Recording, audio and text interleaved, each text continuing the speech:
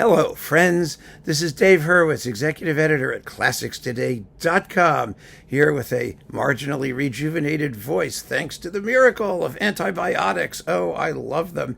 They're one of my 4 basic food groups. Anyway, you can do amazing things with reissues and licensing if you're smart about it. And one of the labels that recently has been very smart about it is Alto. I mean, we've seen Maurice Abravanel stuff coming. Please, Todd, do more. Get all the unusual Abravanel stuff, the Mio things and the whatnots. Well, that may have been on Vanguard. I don't know. You can find it. You have it. You know you have it. Release it. And also, I just came across this new release, which is simply fabulous. It's popped up in numerous guises on numerous labels, but not quite in this extremely smart configuration.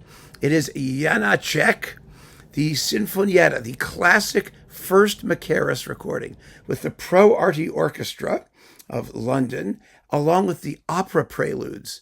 Now, I can't even begin to tell you what an exciting disc this was when it first came out. Granted, yes, I mean, the Arte Orchestra is a little rough and ready, but then again, Janáček's music is a little rough and ready. It never hurts to have it, sort of have some edge to the sound, right? But beyond that, the opera Preludes, Sinfonietta, when this came out, what was it, 1960 on Pi. I mean, it was as good as unknown. It really was. There weren't that many wonderful pre-1960 Janáček recordings. There were some horrible ones on like Vox and some other things. And maybe if you could get Superfon in 1960, I mean, it was an iffy thing at the best of times, coming from Czechoslovakia. But, in those days, everything was sectionalized. We didn't have international distribution the way we do today, never mind streaming and whatnot. And not everything had been recorded 100 million times. And in came Charles Mackerras to do the Sinfonietta. And the Sinfonietta is such a wild and amazing piece of music for 12 trumpets and all kinds of stuff going on. Fabulous. And then there were the opera Preludes. Nobody in 1960 knew Janáček's operas, not even Jennifer. I mean, they weren't that, nobody. And here are these 4 overtures. What do we get here? We have, it's Jennifer, the Jealousy, the overture, the Macropolis case, or the Macropolis affair, whatever you want to call it.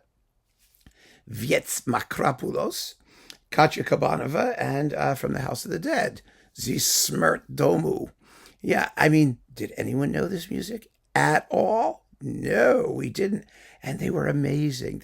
They so whetted the appetite to hear the full works, which we gradually got to do as recordings trickled in from Czechoslovakia. And later, Mackerras did his Janáček opera series, which is, of course, still one of the epic recording projects in the history of mankind. So that really, really is just, I mean, it was an incredibly important disc. And it was on a tiny little British label. It was on Pi. It never got much play or much attention. Then it was sucked up by EMI.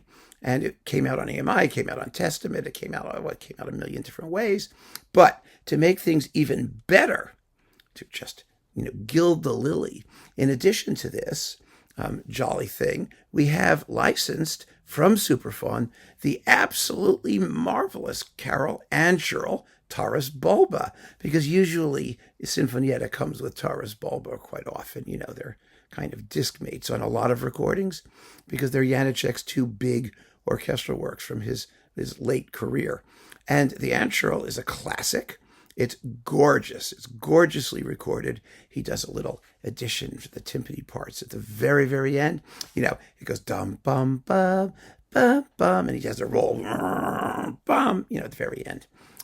Most people tinker a little bit with Janáček's orchestration because, as we all know, he was completely impractical and never cared whether you could play the parts or not play the parts or whatever. His scores look like, they make Beethoven's look clean and tidy. Let's put it that way.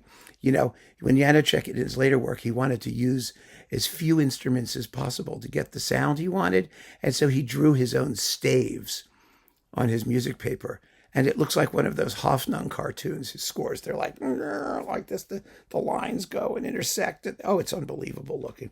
So anyway, here we have an absolutely classic Janáček disc featuring Mackerras and Ančerl, the Sinfonietta, Taras Bulba, and the ideal coupling for opera preludes. It just doesn't get any better. And the sound is fine. It's all just terrific. So thank you, Alto. Keep up the good work and keep on listening, friends. Take care.